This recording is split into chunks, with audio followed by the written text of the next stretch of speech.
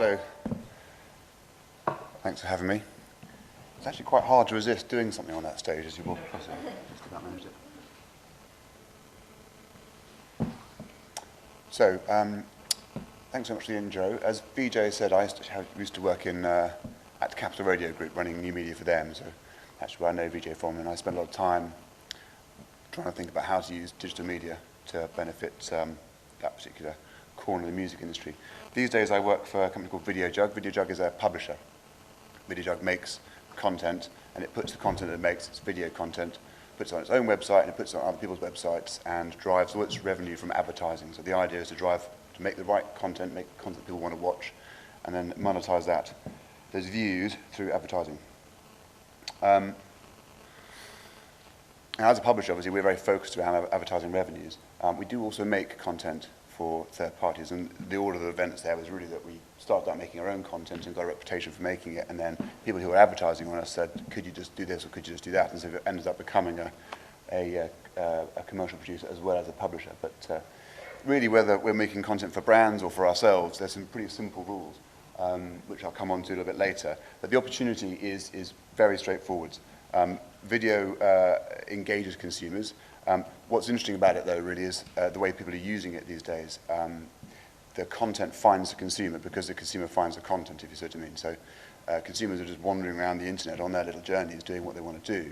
And the idea is to be able to produce content that's findable on those consumer journeys. It's not really about producing content to become a destination site. It's about producing content that enables you to broadcast yourself or become part of other people's user journeys, if that makes sense. The opportunity in terms of what you're trying to make is about short-form professional content. There's a huge amount of content on the internet, obviously, huge amount of video content, and I've got a couple of slides on how that breaks down, but short form, by which I mean 2 to 5 minutes. Professional, i.e. shot by someone who knows what they're doing, is the opportunity. That's what most people are consuming, it's what most people want to consume in terms of video content. You want to make sure it's widely distributed. As I said, the idea is not to get people to come to your site to watch your video. The idea is to get people to watch your video wherever they are and then come to your site if they want to. And we find, certainly as a publisher, you want to make sure that the content you produce has a shelf life, because it takes an amount of effort for us. We have a very sort of highly refined process of trying to work out what we should make and how we should make it, how much money it's worth making or spending on which kind of productions and so on and so forth. But ultimately, whichever way you cut it, you're going to spend some money making some content. So you want to make sure that the lifespan of that content is as long as possible to give you an opportunity to get the value for what you put into the content.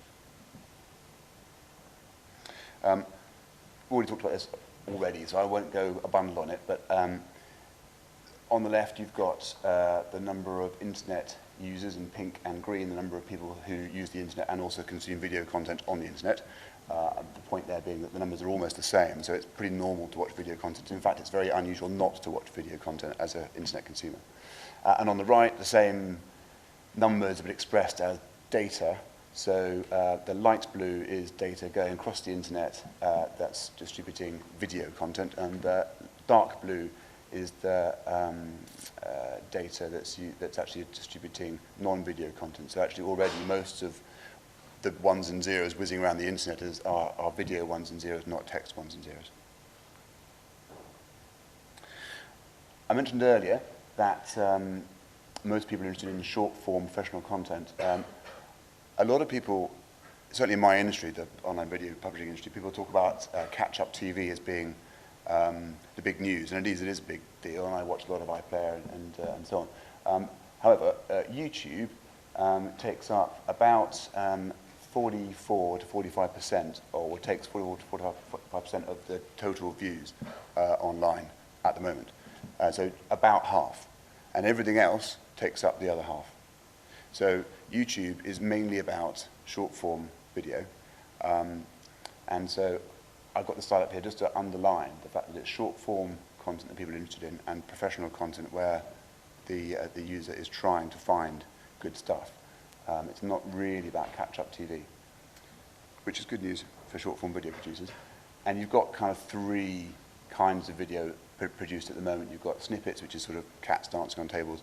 You've got boutique content where we do our stuff, which is short-form content made by people who know what they're doing, distributed for a specific purpose. And then you've got long-form, which is generally broadcast content taken onto the internet as a way of squeezing more value out of it.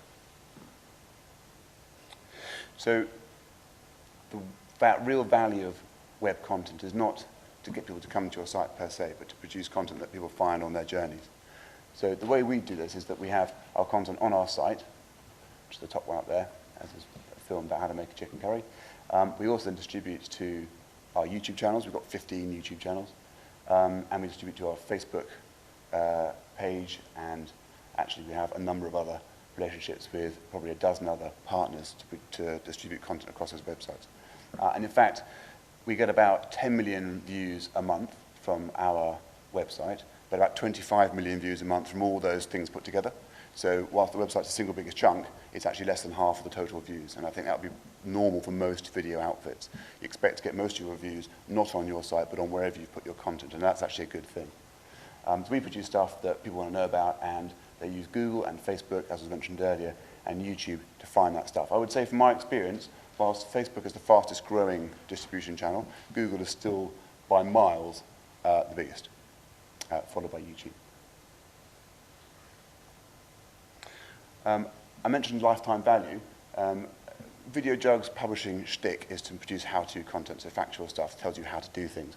And the example I gave here is the how to tie a tie, which is the full Windsor, the big sort of fat knot, which I can never remember how to do. And this was made back in 2000, end of 2006, but I ran out of Google Analytics, so I started at the beginning of 2007. And it just goes to it had a sort of first blush of youth, or maybe teenage.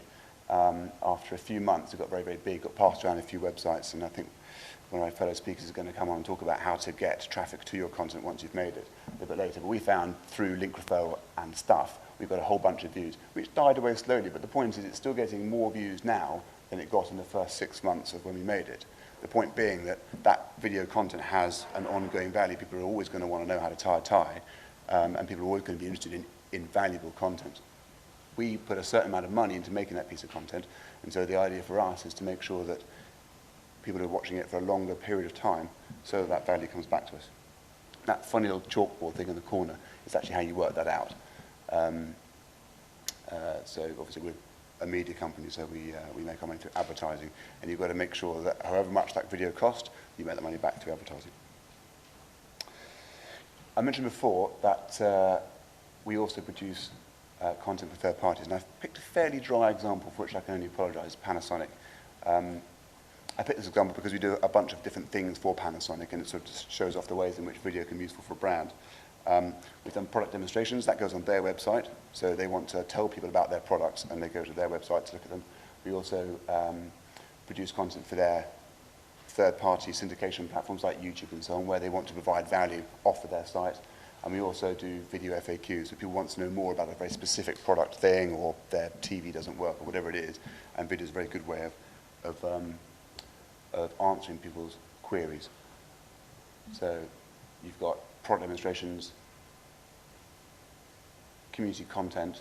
So in this case, it's how to shoot still life with a Lumix camera, and also very specific questions. How do you connect your Viera TV to VieraCast and Skype? Not a problem I've ever had, but it's a very specific issue, and video is a very good way of dealing with those very specific issues. I think I'd wrap up by saying that, well, despite giving a Panasonic example, it doesn't have to be expensive, and there are some very simple rules that you can stick to produce a decent piece of video content. I've mentioned it before, but it's always worth bearing this in mind before you start. Be brief, because people's attention for video is short. It's very short. If you've got a lot to say, make 2 videos, or make 3, but each one's got to be punchy. And don't start recording until you know exactly what you're going to say or exactly what you're going to shoot, because you waste a lot of time doing lots and lots and lots of shoots, and you'll spend a lot of money on edits trying to correct all the ums and ahs and fanning around. So make sure you know what you're going to say before you start saying anything. It might sound obvious, but actually lighting and sound is probably what, in the first 3 or 4 seconds, distinguishes a non-professional film from professional film in the eyes of the user. If it's well lit, and if there's no hiss and the sound is clear, it's a professional film. And we'll talk a lot about this later, so I'll be brief. But the thing I would encourage everyone to understand is that if you want to get people to find your videos, particularly via Google, then Google can't see a video. It's a little black blob on the screen, and there's nothing about it. So everything you want Google to know about the video has to be on the page, separated out as text. That's me. Thank you.